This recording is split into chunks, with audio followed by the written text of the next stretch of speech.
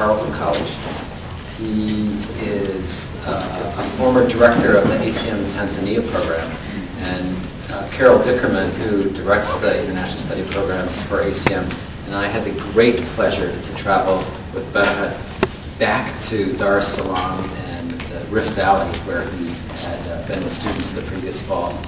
And everywhere we went, everyone knew Bereket. And as we went through these places, I began to understand why. Bereket had a story for everyone, and a story that involved everyone. And what is also remarkable is that if you go to the Twin Cities, all the cab drivers also know. There's a lot more that can be said, but I'm going to turn the microphone over to Bereket, and thank you. Please join me in welcoming Bereket Haileab.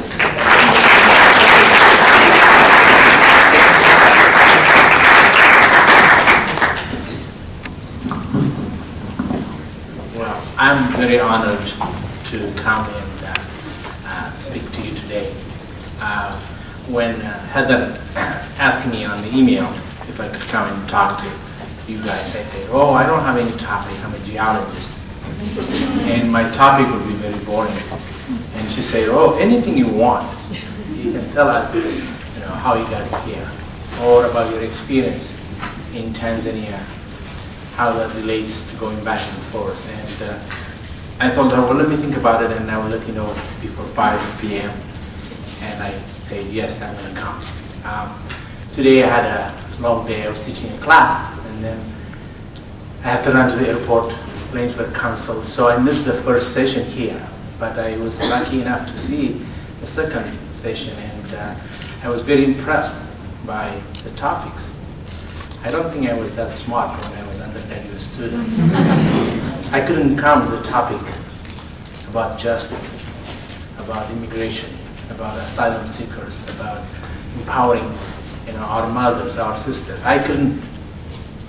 So what I decided was that I said, okay, well, I'm going to go to ACM, and I can tell them stories.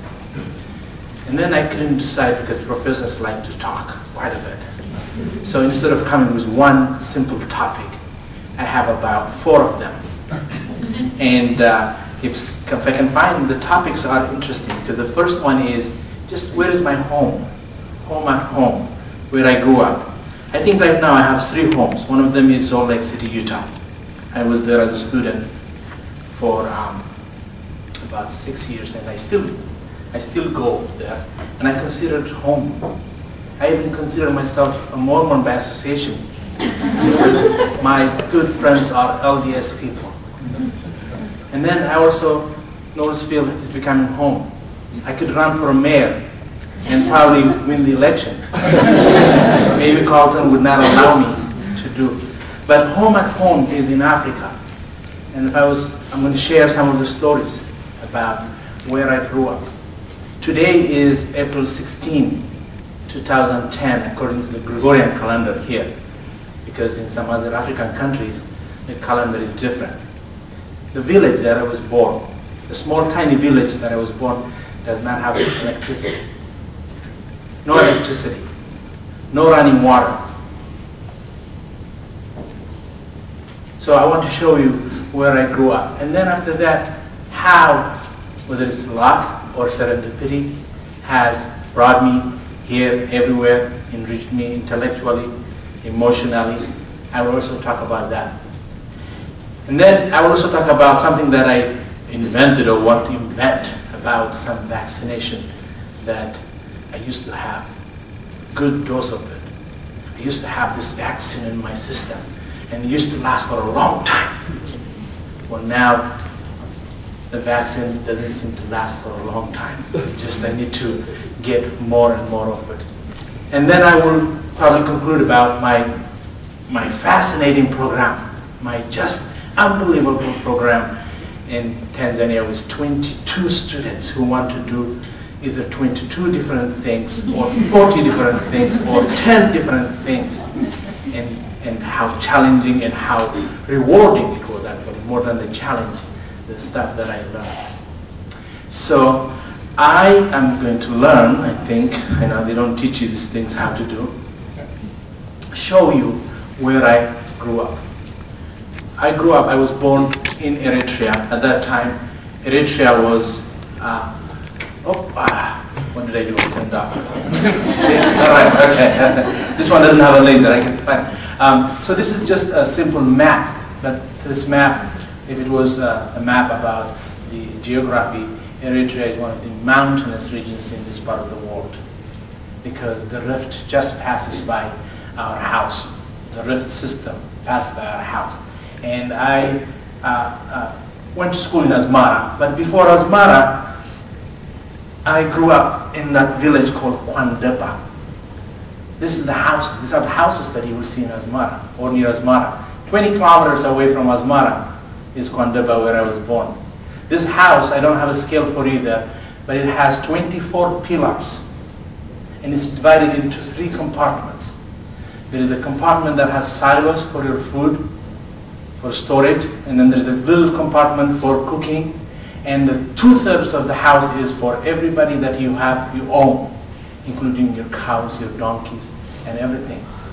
This is not in Kwandepa. Kwandepa is on the other side of that village that I was born, some almost 50 years ago now. This is my uncle. He just passed away a year ago when we went to visit him there. The house behind him is the one that I was born. This house used to belong to my great-grandfather, and now I think it belongs to me, even though I'm the oldest of the family. I'm the only one who maintains it. I send money, and my mother goes there and maintains it. The inside of this is just unbelievable. The pillars are made up of olive trees.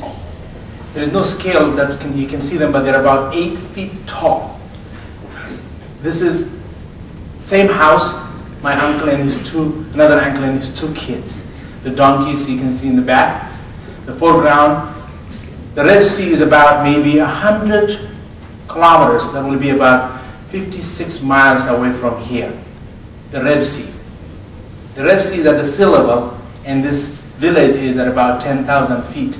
So from Northfield, Minnesota to Minneapolis in 56 miles, or in 50 miles, you go from sea level to the top of the mountains.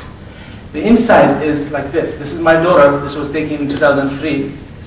She's 9 now. This is my uncle. My uncle is probably same height like me, 5'7", 5'8", and you can see how big those are. I was born in this house. No electricity today, no running water today. They have to go 2 kilometers to fetch water, and they use these candles or kerosene to light that inside. In Africa, in this part of Africa, sunset is at 6:32, and darkness comes at 6:38. You will never see anybody who comes to attack you because there is no twilight zone. It's black. You can see that. So, I don't know. Maybe it's luck, maybe it's serendipity. But my father, as soon as his mother passed away, he decided to leave this village and went to the big city of Asmara to become a soldier. Had he stayed in this village, this is probably what I would be doing. There's a farmer there, one kid guiding the camel, and then the other one the plow. And then, if you can see also on the other side, there is a farmer farming with 2 oxen.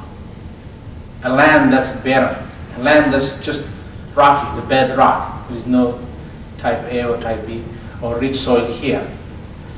Asmara is about, I don't know, maybe 100 kilometers south of the Sahara. The Sahara is expanding. We are also on the rain shadow of the massive Ethiopian mountains, so we get only rain when the Ethiopian highlands are flooded, when it's pouring all sorts of pets from the sky. That the clouds make it here, and we get a little bit. This would have been me.